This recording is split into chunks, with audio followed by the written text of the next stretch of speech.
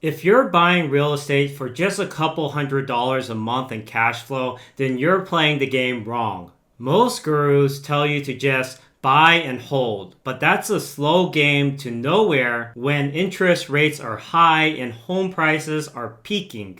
I retired from my six-figure pharmacist job at the age of 31 because I stopped chasing a certain number of doors and started focusing on an income structure called rent by the room, or RBR. Today, I'm going to break down how the RBR strategy works, why most people get it wrong, and how you can use it to replace your salary with just 5 rentals. My story starts back in college when I was watching my buddy hack the system using the RBR strategy. He basically bought a house nearby campus, took the master suite, and then rented out all the other rooms to his college buddies and lived rent-free while his friends were paying off his mortgage. Meanwhile, I was stuck in a cramped dormitory room burning $1,300 a month and having to pay for a meal plan and parking, and begging my roommate to stop playing Call of Duty on max volume so that I could study for my exam tomorrow. I realized that compared to my smart friend, I was making the poor choice here. I swore that I'd copy his strategy as soon as I graduated, but I learned the hard way. Because if you don't know the specific mistakes to avoid using this model, you could be building yourself a second job rather than actually building up your wealth. So let's go over the most common mistakes to avoid when using this strategy. Most investors treat rent by the room like a traditional single-family rental with roommates, but this is a massive mistake. First, it's not just about collecting higher rent from the property. Most people don't realize it's about changing the layout to convert the dead space into profits. Also, most people use a standard lease. However, if you're using the RBR strategy, you need specific clauses in the lease for common areas, utilities, and house rules to prevent a management nightmare. And people assume that this strategy is passive from day one. It's not. This is a form of leveraged income. You just have to build the system once so you don't have to do the work later. And that's why rent by the room is such a smart move. Next, let's talk about why this strategy kicks butt compared to all the other strategies out there right now.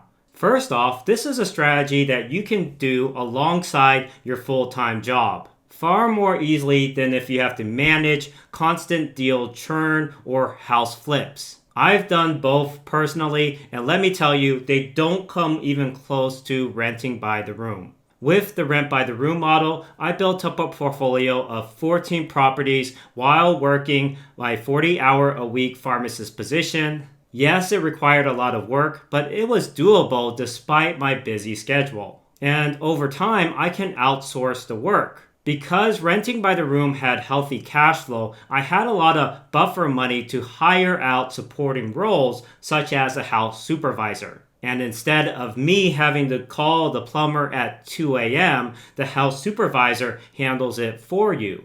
And that leads us to the cash flow advantage. A traditional rental might make you $200 a month. My rent by the room properties in California make $2,000 in net cash flow a month. So one rent by the room property can easily outperform 5 traditional rentals. And compared to a traditional rental, if your tenant leaves, your income goes to 0. Versus rent by the room, if you have 6 bedrooms, if you have a single person leave, you still get 5/6 of your total income still coming in. Plus, in a bad economy, people typically flock to renting by the room in order to save money. So how do you get started with the RBR strategy? Well, the rent by the room strategy is pretty simple. First, you need to find a high demand market because rent by the room doesn't work everywhere. What you need is what I call a moat. I look for areas with top colleges. To find those, I go to the US News Top Colleges report, which I'll link to down in the description below. I look for areas with major hospitals as well, typically hospitals that have 400 beds or more, so that I can also rent out to healthcare workers such as medical residents and nurses. The next step in the strategy is to find actual properties that can be rented out by the room. I use the rule of 300, which means that every 300 square foot should be another bedroom. So if you have a 1,500 square foot house, divide that by 300, that means that house can have 5 bedrooms total, and sometimes even more. I specifically look for houses with a lot of dead space. For example, large living rooms that can be divided in half to create extra bedrooms. And that can be done with simple framing and drywall. I also aim for a 3-bedroom to 1-bathroom ratio, which means for a 6-bedroom house, I typically want to have at least 2 shared bathrooms. Now at this point, most new clients ask me, how do I make sure that I don't spend all of my time managing this property? To make this work while working your W-2, or if you're investing out of state, what you're going to have to do is empower the tenants. What do I mean by this? Here's a quick example. I put the internet account under my tenants' names as well, so that when the internet goes down, the tenants can call the internet provider directly rather than me. My house supervisor will also host what I call a town hall meeting, where the tenants will get together and divide up the chores. And this prevents any tenant complaints about, let's say, in the kitchen where it gets filled up with trash and dirty dishes. During my vacation, one simple system literally saved me from having to fly back home to prevent a tenant revolt or a class action lawsuit. It was the dead of winter and a blizzard slammed my house. The furnace died while it was below zero. Soon my phone started exploding with messages. To be frank, it feels unbearable to sleep inside.